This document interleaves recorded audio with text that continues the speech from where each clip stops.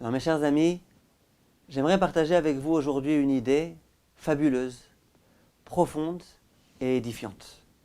Et vous allez voir que si on arrive, Bezrat Hashem, à intégrer cette leçon, ça nous permettra de devenir des véritables serviteurs de Dieu. De quoi s'agit-il? La paracha de Mishpatim s'ouvre sur une vilaine affaire, celle du Éved Ivri. Je vous résume en 2 mots. Il s'agit d'un juif qui a été surpris à voler. Il a volé une grande somme d'argent et il a déjà dilapidé tout cet argent. Il n'est donc plus en mesure de pouvoir le rembourser. Que fait-on? On vend cet homme-là en serviteur chez une famille de juifs pieux qui vont être choisis par le Beth Din, de sorte à ce que tout le travail qu'il va fournir dans cette famille-là puisse lui permettre de rembourser la dette qu'il va avoir. La question qui se pose, c'est lorsqu'on a affaire à une paracha tellement riche en mitzvot, paracha de Mishpatim, c'est fou le nombre de mitzvot qu'il y a. Comment ça se fait qu'on a commencé sur une note tellement négative? Rappelons-nous, la semaine dernière, dans la paracha d'Yitro, on vient de recevoir la Torah. Là, on a une paracha pleine de mitzvot. Il va y avoir par exemple la mitzvah du prêt. Un juif, bienfaiteur, qui est prêt à prêter de l'argent à son ami, qui est dans une situation de détresse. C'est beau. Un homme bienfaiteur, qui a envie d'aider, qui va aider. On aurait dû commencer la paracha avec cet épisode-là. On va parler ensuite d'un autre homme. L'homme qui va aider son compagnon à décharger son âne. C'est beau, c'est joli. Des hommes qui ont vraiment envie d'aider. Pourquoi on commence la paracha sur cet homme-là qui a malheureusement volé et qui a failli? Pourquoi ne pas commencer avec des hommes qui se comportent comme il se doit? Autre question très forte qui se pose. Dans cette même paracha, on va nous parler d'un autre type de voleur. Celui qui aurait volé un bœuf ou un œuf, dans cette blague, ou un agneau. Et la Torah dit que si cet homme-là a égorgé ce bœuf ou cet agneau, au moment où il va devoir rembourser ce bœuf ou cet agneau volé, il ne devra pas payer simplement la somme du bœuf ou de l'agneau. Il va devoir payer une amende supplémentaire. Laquelle? S'il a volé un bœuf, il va devoir payer le quintuple de la somme du bœuf, 5 fois plus. Si jamais il a volé un agneau, il va devoir payer le quadruple de la somme de l'agneau. Et bien évidemment, question qui se pose. Ça change quoi que j'ai volé un bœuf ou un agneau? Pourquoi dans un cas je dois payer 5 fois plus, alors que dans l'autre cas je dois payer 4 fois plus? L'un des grands maîtres de l'époque talmudique, qui s'appelait Rabbi Yochanan, dans le traité de Bava Kama, propose une interprétation. Il dit la chose suivante. Lorsque ce voleur a volé ce bœuf, il devait donc le ramener jusque chez lui à la maison. Lorsqu'il était en chemin, il avait un beau bœuf, comme ça, qui marchait avec élégance. Il le tirait avec les rênes. La vérité, il était beau gosse, avec un beau bœuf comme ça, qui coûte cher, qui marche avec élégance. Et donc c'est la raison pour laquelle il n'a pas eu honte. Il n'a pas été humilié au moment où il a ramené ce bœuf à la maison. Au contraire, il y a des gens qui se sont dit « Ah, je ne savais pas que tu avais un tellement beau bœuf. Je ne savais pas que tu étais tellement riche, que tu avais comme ça du gros bétail. » C'est la raison pour laquelle on va lui donner une punition qui consiste à payer 5 fois la somme du bœuf. Par contre, l'agneau, comment on ramène un agneau à la maison? L'agneau, on le prend sur ses épaules. Et l'agneau, il sent pas bon. Et vous vous imaginez un homme considérable qui porte comme ça un agneau sur ses épaules? Il doit endurer à ce moment-là une humiliation très grande. Étant donné qu'à ce moment-là, il a eu honte, qu'à ce moment-là, il a mal été vu par les gens qui étaient autour de lui, eh bien on tient compte de cette honte. Et c'est la raison pour laquelle on se contente de lui faire payer 4 fois la somme, et non pas 5 fois. La question que nos maîtres posent, c'est de dire, mais je ne comprends pas. Si jamais cet homme-là s'était contraint et forcé qu'il avait dû transporter cet agneau, alors j'aurais bien voulu qu'on tienne compte de cette humiliation qui a été la sienne. Simplement là, ce n'est pas le cas. C'est lui, de lui-même, qui a décidé de voler. S'il a tellement honte quand il trimballe cet agneau, eh bien il n'a qu'à pas le voler. Personne ne lui a demandé de voler. Visiblement, c'est que c'est un homme méprisable. Un homme qui se méprise lui-même et qui accepte de se mépriser. Alors comment ça se fait que la Torah a besoin de tenir compte de l'honneur d'un tel homme qui a complètement perdu cette dimension-là de l'honneur? Question très forte. La réponse qu'on donne en général, je vais vous la dire en un mot. Elle consiste à dire que si jamais le législateur, celui qui avait édicté les lois de la Torah, c'était un homme étranger au voleur, alors bien évidemment, on ne comprendrait rien à ce qui se passe ici. Simplement, le législateur, c'est Dieu. Et le voleur, là, dont la Torah nous fait part, c'est le fils de Dieu. C'est un juif. Lorsque un juge doit juger son fils, eh bien, il tient compte de tous les paramètres, dans les moindres détails. Il tient même compte de la honte qu'a dû endurer son fils. Pour ne prendre qu'un exemple, imaginez une maman qui à 2 heures du matin entend des bruits dans la cuisine. Elle se lève, elle est inquiète, elle ne sait pas c'est qui, et elle voit son enfant sur le sommet du tabouret en train d'ouvrir un placard pour prendre du chocolat. Elle se dit, celui-là, je vais lui donner une sacrée correction. Au moment où elle s'apprête à le disputer, cet enfant, malheureusement, il tombe de ce tabouret, il se fait extrêmement mal, il se met à pleurer. La mère, automatiquement, alors qu'elle a été décidée à le disputer, à lui crier dessus, immédiatement, elle l'enlace, elle le caresse, elle le console, elle l'embrasse. La vérité, cette chute a été salvatrice pour l'enfant. Comment ça se fait? C'est sa maman. Si c'est sa maman, elle est incapable de voir son fils souffrir et, au même moment, le punir, le disputer. Eh bien, Hachem, c'est la même chose. Hachem, vu que ce voleur-là, c'est son fils, il tient compte même de cette honte-là qui a été la sienne. Et donc, il lui fait une réduction. Au lieu de payer 5 fois, tu payeras 4 fois. Dans le même ordre d'idée, on peut répondre à la première question.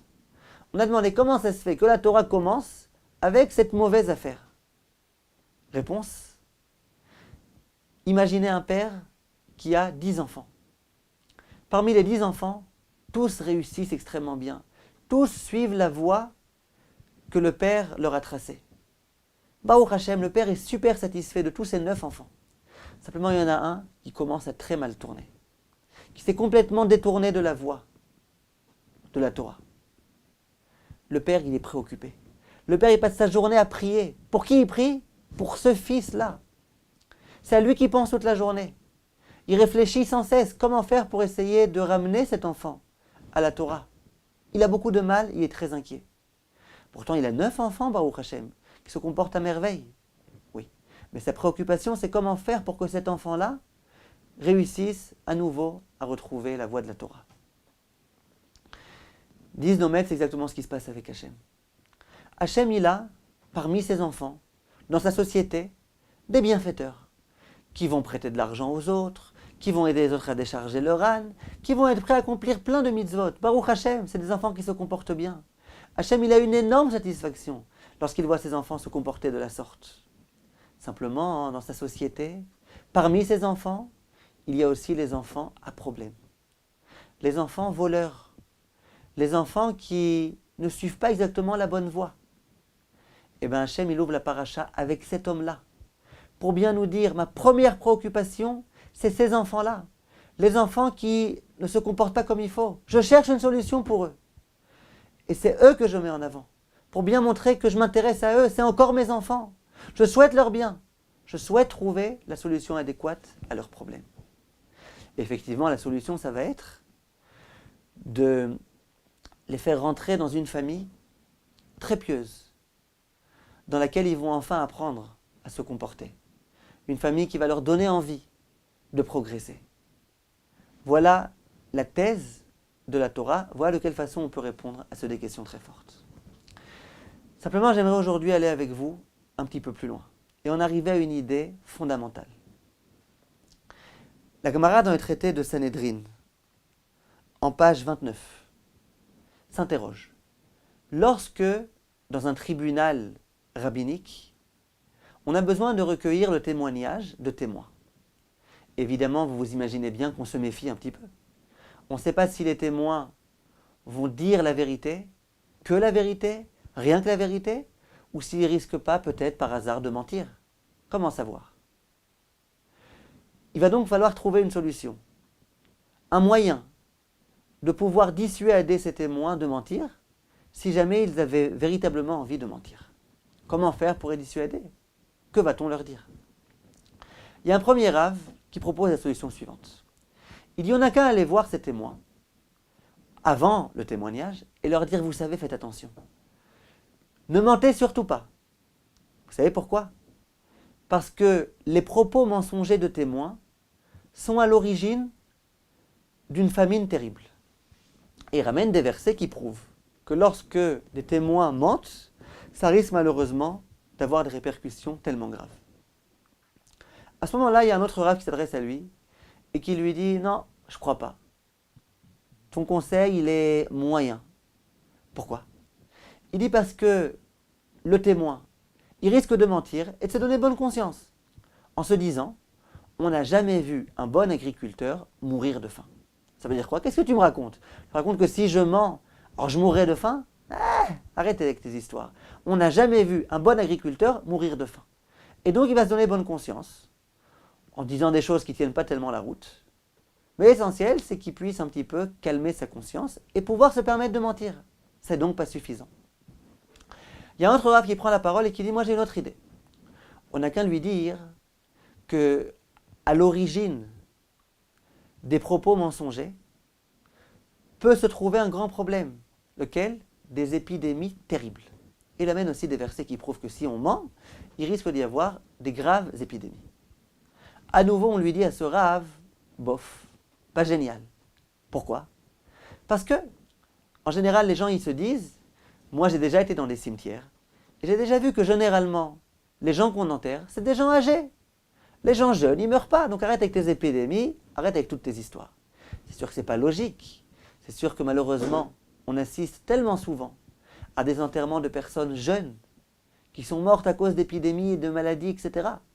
Mais simplement, les personnes qui cherchent à se donner bonne conscience, ils ne réfléchissent pas tout à fait à la lucidité de leur raisonnement. Et donc ils se disent, bon, ça va, allez, moi je pourrais mentir et bien vivre, et on m'enterrera quand j'aurai 120 ans. Bon, alors que faire? Comment dissuader ces personnes-là, qui peut-être auraient souhaité mentir, de ne surtout pas mentir? Comment faire? Il y a un autre Rav qui vient, qui propose une autre solution. Il dit, on n'a qu'à dire aux témoins la chose suivante. Sachez que si jamais vous mentez, et que vous venez faire un faux témoignage, parce que vous avez été soudoyé par des personnes qui vous ont payé, sachez que dorénavant, depuis le moment où vous aurez menti, vous serez méprisé aux yeux de ces personnes-là qui vous ont soudoyé. Et la Gemara, à ce moment-là, elle ne réfute pas du tout cette possibilité. Et elle reste avec cette conclusion-là. Effectivement, on veut dissuader les témoins. La façon la meilleure, c'est de leur dire, sachez que si vous mentez, vous baisserez totalement dans l'estime des personnes qui vous ont soudoyé. Permettez-moi de vous demander, mes chers amis, a priori, c'est nul cette solution qu'il apporte ce Rav. Nul. Des personnes veulent mentir. Des personnes sont déterminées à mentir. On leur a promis une grande somme d'argent. Leur dire qu'il va y avoir la famine, ça ne suffit pas. Leur dire qu'il risque d'y avoir des épidémies, ça ne suffit pas. Et on va leur dire, vous savez, depuis ce jour-là, vous allez être très mal vus par les personnes qui vous ont soudoyé, et d'un coup, ça y est, c'est bon. Super solution, implacable. Mais ça vaut rien. Pourquoi ça vaut rien, a priori? Pourquoi ça vaut rien? Parce que la personne va se dire, je ne comprends pas. Cet homme-là qui m'a soudoyé, lui aussi c'est un nulard. La preuve, c'est qu'il était prêt à me payer de l'argent pour que je mente. Ça veut dire qu'il est aussi immoral que moi. Donc lui va me regarder comme étant un nulard. Mais lui aussi c'est un nulard, alors ça change quoi? De quoi j'ai peur? Qui commence à raconter autour de lui qui m'a soudoyé, que moi j'ai été capable de mentir pour quelques sous, mais il ne racontera pas. Il n'a aucun intérêt à raconter ces histoires-là. Donc comment c'est censé fonctionner cette chose-là? En fait, il faut comprendre, dit le Rav Ezrachi, que cet argument-là, ce n'est pas du tout un argument à 2,50 francs. C'est un argument en béton, implacable, c'est extrêmement fort. Comment ça se fait? Il faut comprendre, mes chers amis, que l'homme, en tant qu'homme, il est extraordinairement grand. L'homme est vraiment d'une grandeur incommensurable. Il est suprême. Pourquoi? parce qu'il a été créé à l'image de Dieu, ainsi qu'il est écrit dans le verset Vatechasere ou Me'at Me'elokim, l'homme c'est un presque Dieu. Bien sûr, il y a encore une grande différence entre l'homme et Dieu. Mais l'homme, il est extraordinairement grand. Et c'est le Fils de Dieu, c'est un prince. Et donc l'homme, à l'intérieur de lui-même, au plus profond de lui-même, il est conscient de sa grandeur. C'est sûr, c'est clair. L'homme a donc une aspiration. C'est à ses propres yeux être grand, être important. Il a aussi une autre aspiration, c'est que ses amis, les gens qui se trouvent autour de lui, reconnaissent sa grandeur. L'homme est grand, il a besoin d'être en estime, au regard des autres.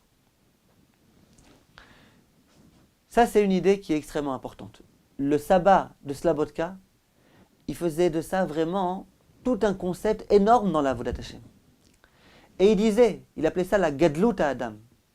Le fait que l'homme doit être important, grand, il doit savoir combien il est grand. Et le sabbat de Slabodka, il disait à ses élèves, attention, quand vous vous habillez, habillez-vous bien. Soyez classe. Ne sortez pas dans la rue alors que vous êtes sale. Attention, coiffez-vous bien avant de sortir. Vous êtes, en tant qu'homme, des gens extrêmement importants. Vous êtes des fils de Dieu. Et donc, attention, pomponnez-vous un petit peu avant de sortir. Coiffez-vous bien. Faites attention à la façon dont vous allez paraître. Parce que, Gadlut Adam, l'homme il est grand, l'homme il doit être grand. On raconte que dans la yeshiva de Slabodka, la pièce, la salle dans laquelle on étudiait le moussar, c'était la salle la plus luxueuse de toute la yeshiva. Alors déjà dans cette yeshiva, vous imaginez bien, si les gens ils se sentent être des princes, c'est une yeshiva luxueuse. Mais alors la pièce dans laquelle on étudiait le moussar, c'est vraiment une pièce en or.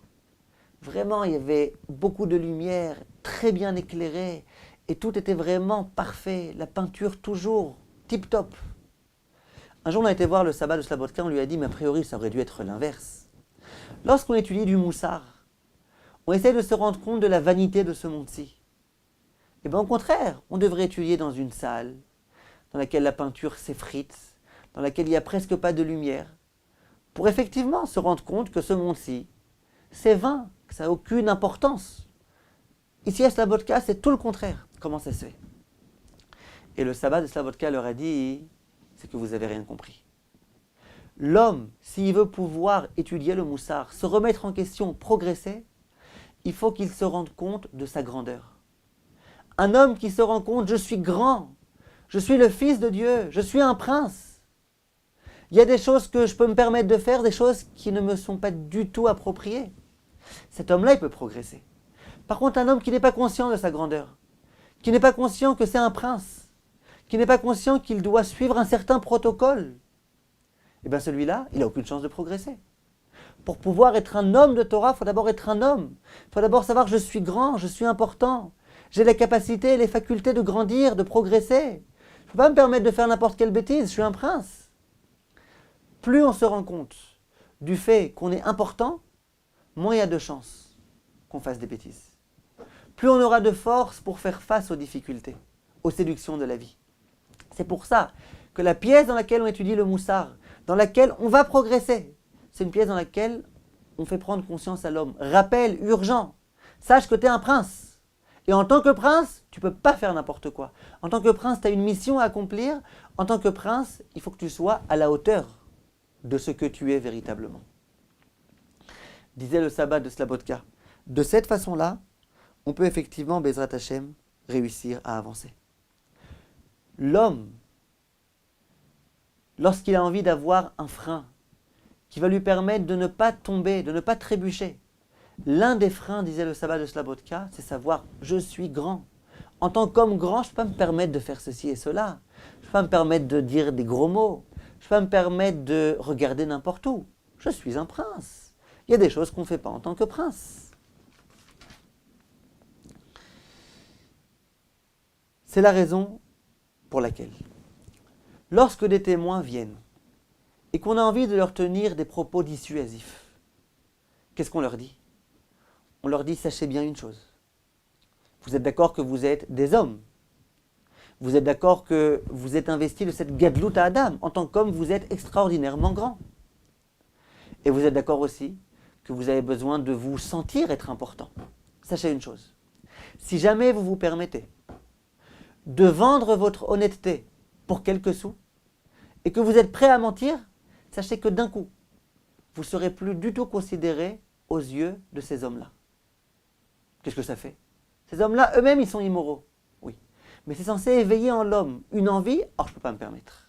Je ne peux pas me permettre. Moi, je suis quelqu'un de tellement grand, de tellement élevé. Je ne peux pas me permettre que dorénavant, il y ait des gens qui me regardent comme étant un petit minable, un petit nulard. Et lorsqu'un homme est normalement constitué et qu'il est conscient de cette grandeur inhérente à sa nature, quand on lui dit, tu sais, dorénavant, il y a une personne qui arrêtera de te considérer, c'est le frein le meilleur pour empêcher cette personne-là de fauter. L'homme, quand il est conscient de sa grandeur, eh ben, il fait attention à lui-même. Je me rappelle, il y a une jeune fille qui m'avait téléphoné, il y a un peu plus d'1 an, et elle me dit, regardez Rav, je ne vous appelle pas pour moi, pour ma tante. J'ai une tante qui se trouvait à Paris, lorsque le Hadmor de Kalov est venu. Et cette tante-là, la pauvre, elle avait vraiment envie que le Rav lui donne une bénédiction. Le Rav s'adressait à elle, et il lui a dit, dites-moi madame, vous observez le Shabbat? Et elle, femme honnête, elle dit non, malheureusement non. Le Rav lui a dit, je suis prêt à te faire une bénédiction, mais à une condition. C'est que tu t'engages dorénavant à observer le Shabbat.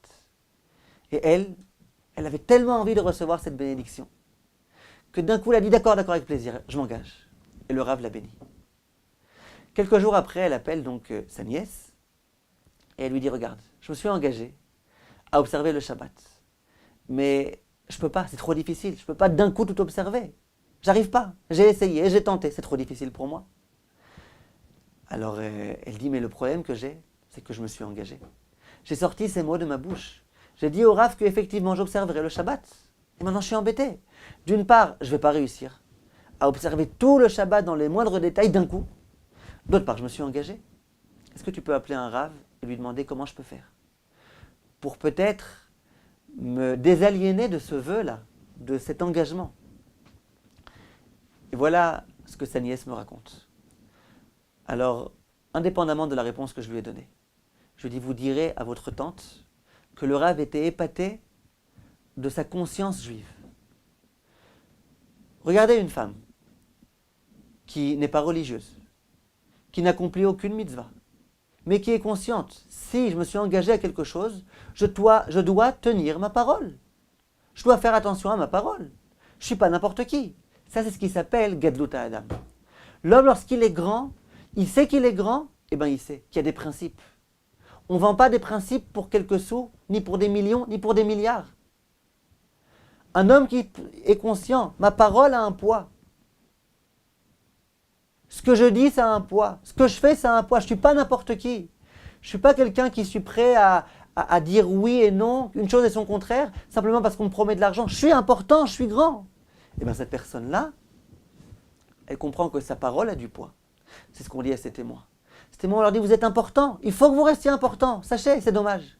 Si jamais vous êtes prêt à mentir, vous perdrez complètement de votre importance. Vous dégringolerez complètement. Et d'un coup, il y a des personnes qui vous regarderont comme étant des minables.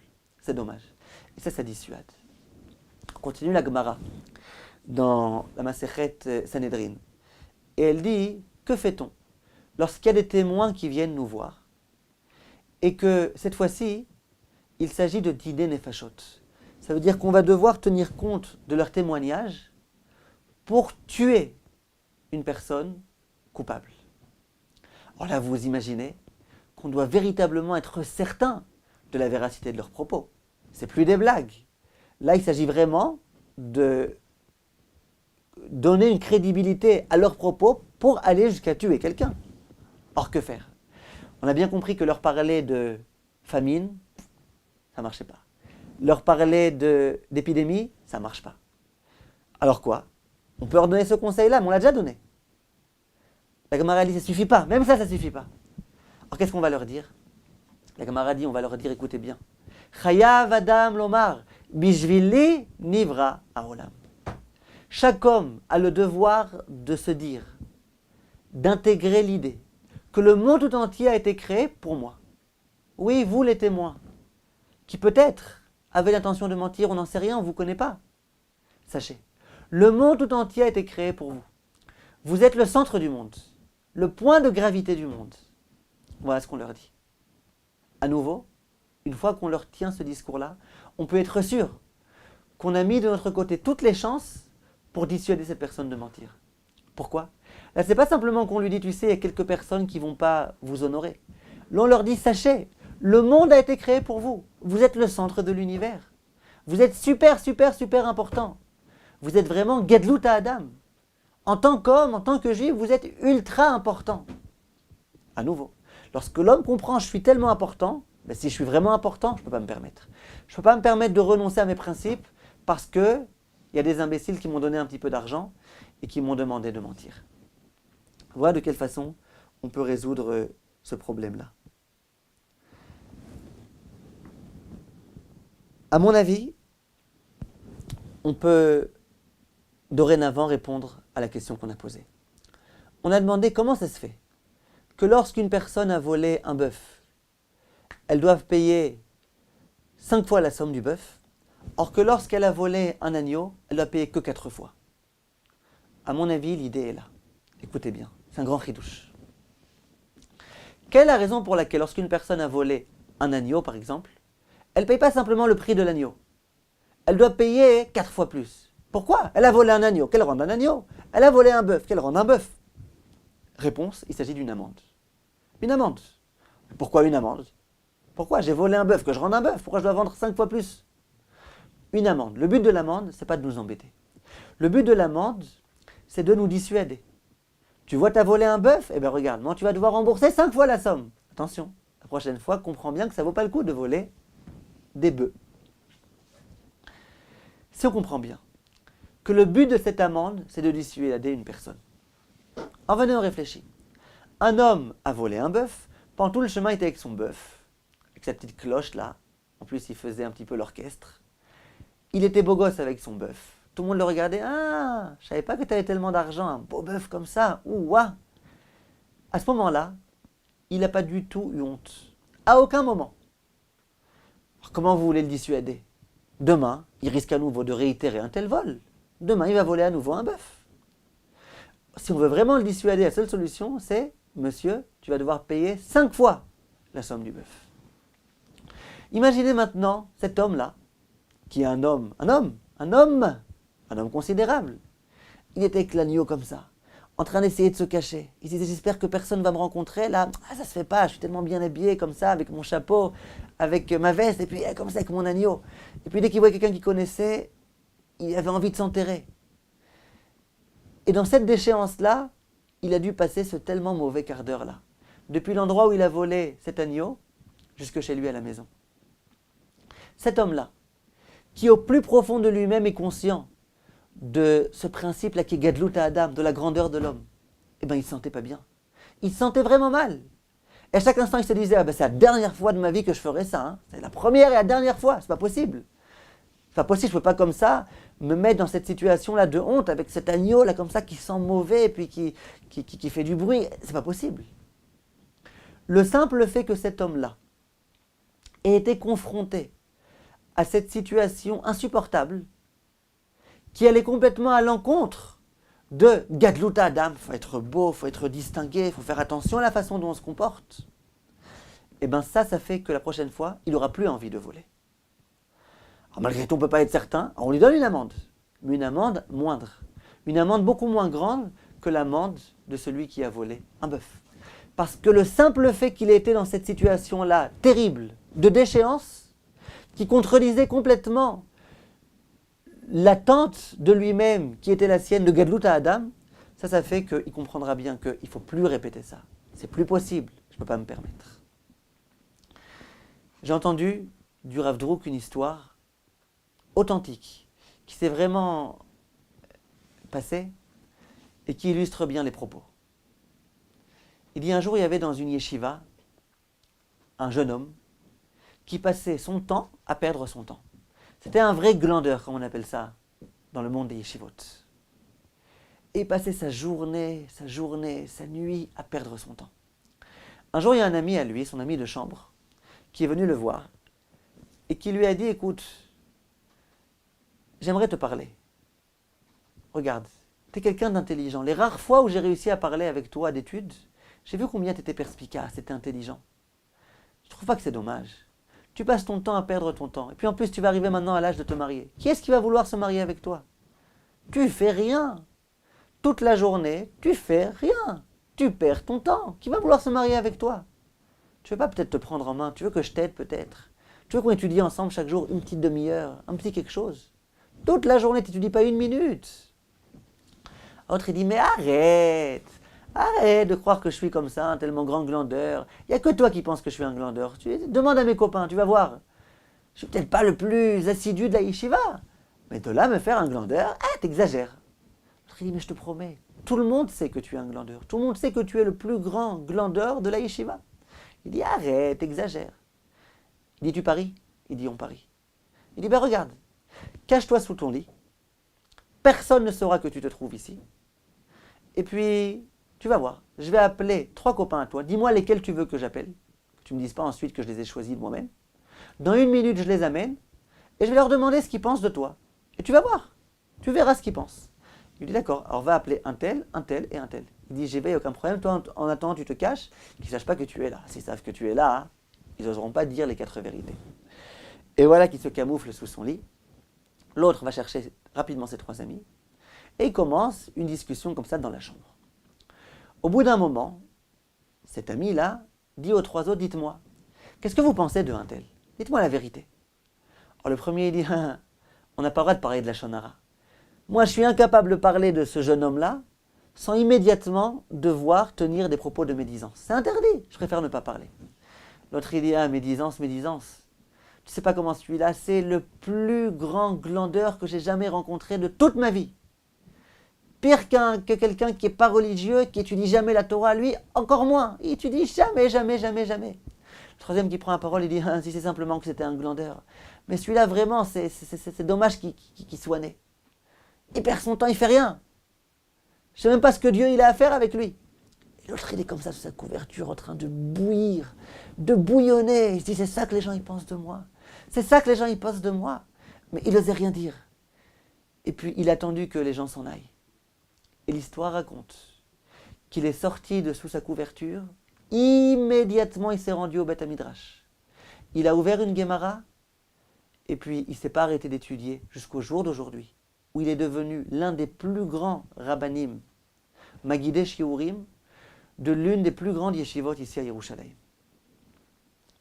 Cet homme-là a été littéralement transformé parce que ses oreilles ont entendu. Ça veut dire quoi? Cet homme-là, il avait laissé s'éteindre en lui cette étincelle-là, qui rappelle à Gadlut Adam, à la grandeur. Et donc lui, cette étincelle-là, elle s'était quasiment éteinte. Simplement à un moment donné. Quand il a entendu comment on l'a méprisé, quand il a entendu comment on pensait de lui que c'était un minable, un vaurien, un moins que rien, à ce moment-là, il s'est dit, mais je ne comprends pas, je suis quand même un homme. Il y a eu une confrontation entre cette exigence-là, d'arriver à la grandeur, à la perfection, et la réalité à laquelle il était confronté, qui ont fait exploser en lui cette envie. Il faut véritablement que je sois à la hauteur de mes exigences. L'exigence de l'homme, c'est d'être Gadlut Adam, c'est d'être grand. Et moi, je suis vraiment un nulard, tout le monde le dit. Et cette envie-là, de se réaliser, cette envie-là d'être à la hauteur de ce qui est exigé de tout homme, à savoir d'être un grand homme, ça lui a donné envie de progresser et de changer. Là, c'est la même chose.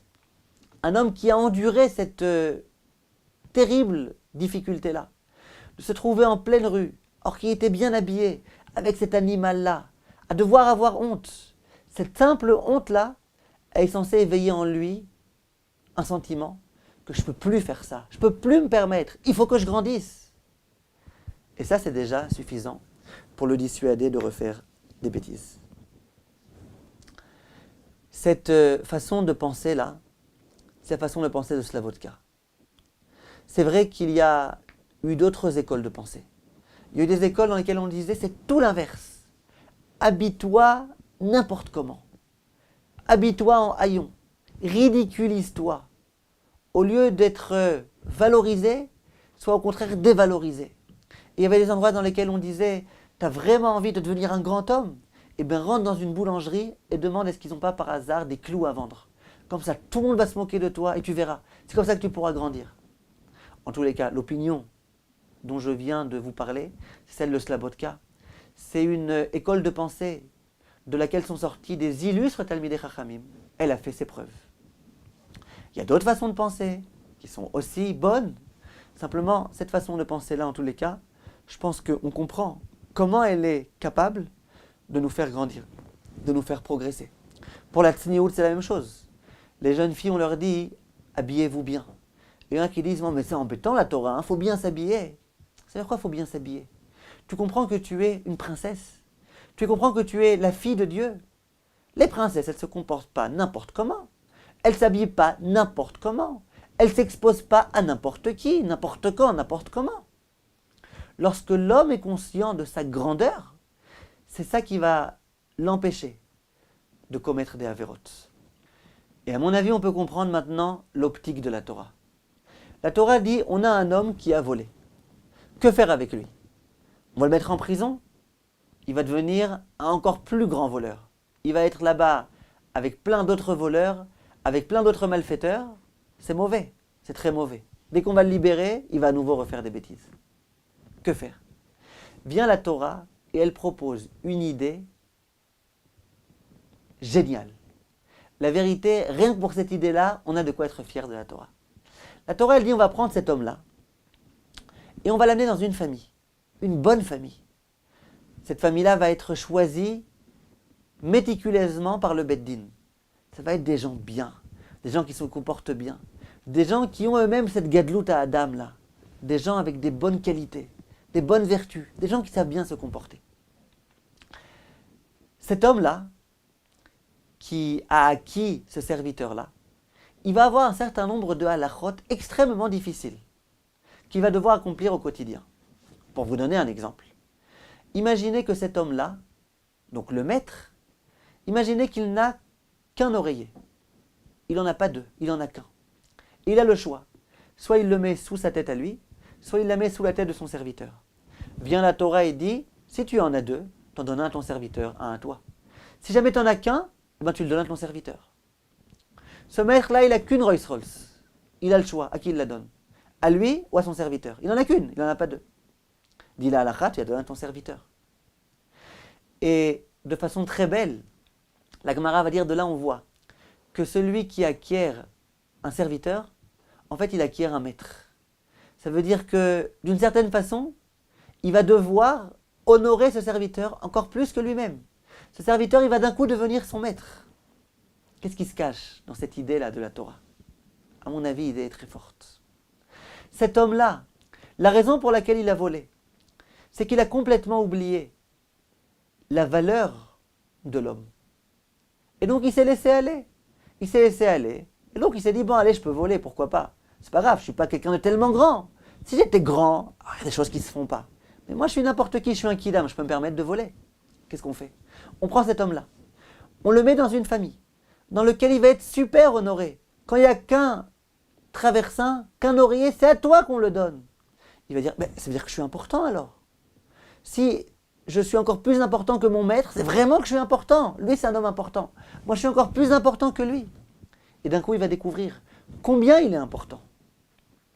Au moment où il va découvrir combien il est important, ça va lui permettre de se réhabiliter. Cet homme-là qui avait perdu cette conscience de l'importance de l'homme, d'un coup, il va s'apercevoir, il va être revalorisé. Et dès lors qu'il va être revalorisé à ce moment-là, on peut être sûr que dorénavant, il n'en viendra plus jamais à voler. Il n'en viendra plus jamais à se comporter de façon tellement médiocre, tellement abominable. Et c'est ce que la Torah souhaitait. Que l'homme prenne conscience de la grandeur de l'homme, de sorte à ne pas se permettre de faire des choses qui ne correspondent pas à sa grandeur. Voilà de quelle façon on peut expliquer cette chose-là. Le seul danger malgré tout qui reste, et on en parlera la prochaine fois, c'est de dire si vraiment l'homme est tellement grand et tellement important, tellement immense, tellement génial, et que l'homme sans arrêt passe son temps à se gonfler, et bien finalement il va s'envoler. Et donc finalement il va regarder les autres avec condescendance, il va regarder les autres comme étant des minables, et là à nouveau vous vous imaginez le danger que cela représente. Alors comment faire pour se servir de cette optique-là, qui est celle de Slabodka, et pour ne pas tomber complètement dans le fait de mépriser les autres. Alors demain, Bezrat Hashem, on continue. Kol Tov et à très bientôt.